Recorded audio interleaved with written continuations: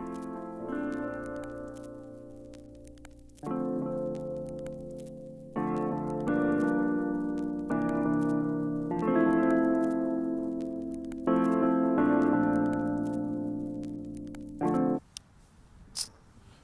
up, YouTube, y'all? So I'm back, and I'm coming to just sit down and talk to y'all, and really just talk about some subjects that I feel like this need to be talked about.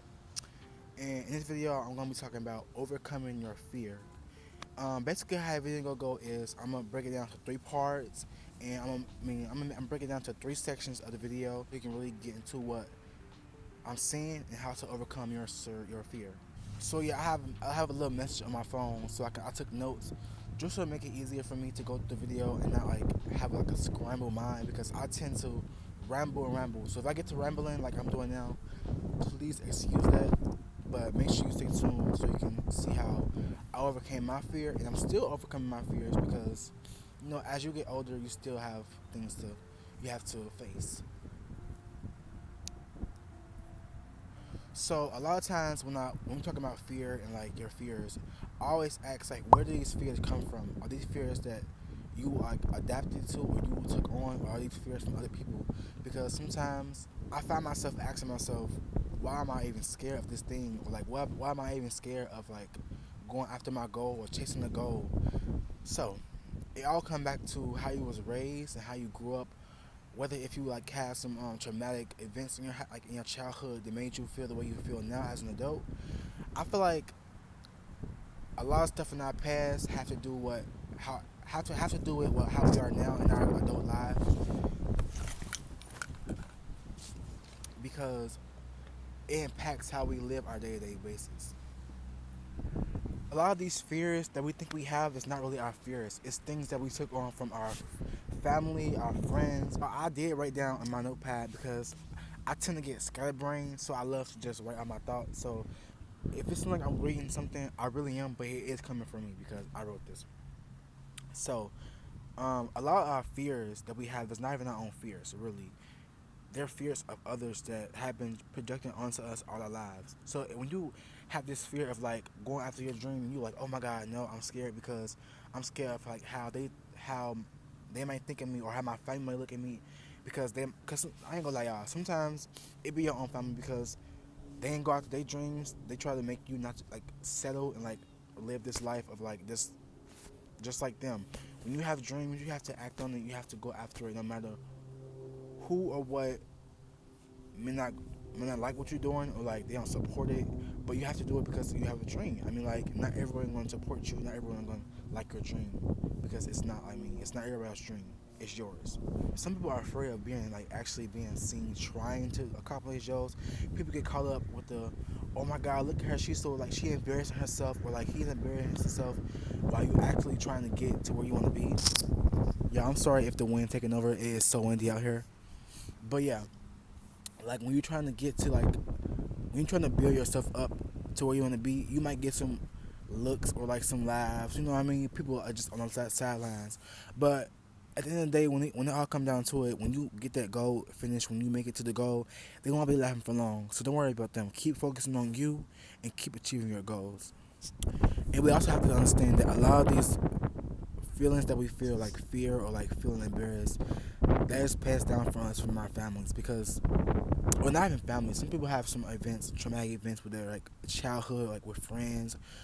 Like I know I've been through some stuff with my childhood. Where like, wait, y'all, it was one time I was dancing. Right, I was in dance class. It was like middle school, elementary school, and the teacher had us like dancing. Right, and I was actually a good dancer. Like, I was actually a pretty good dancer. Like, I was in there doing the steps, and this girl looked at me and she started laughing. Like, oh my God, look at him dancing, actually trying to dance. Y'all, they was laughing at me because I was actually trying to dance when I actually could dance. But instead of like hyping me up, what they do, laughed at me because they couldn't do it. They will always laugh at you because they cannot do it. They don't have the confidence, don't have the confidence to do it, so they laugh at you instead. But really, deep down inside, they want to do what you do.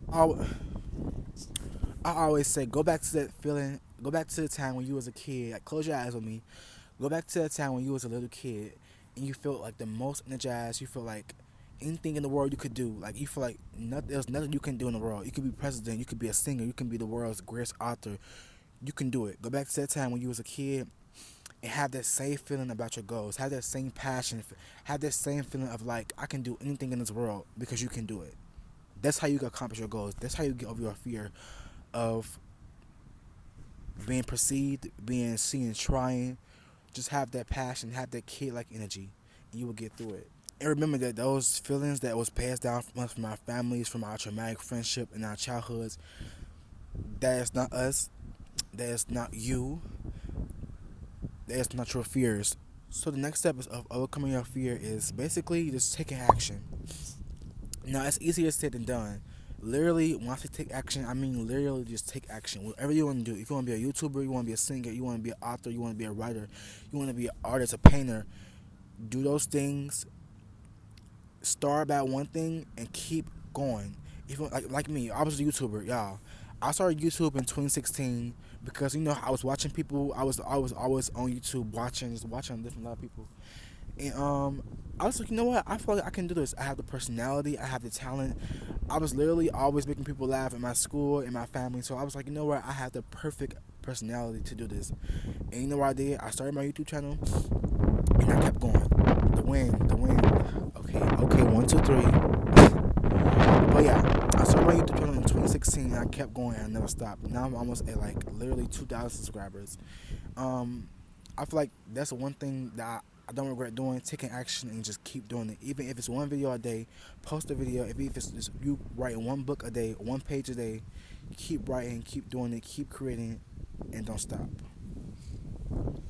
Because it was a quote, I think it's a quote somewhere out there that says, you never lose until you stop. Take that and keep that in mind. You never lose until you stop. Just don't stop. Keep creating.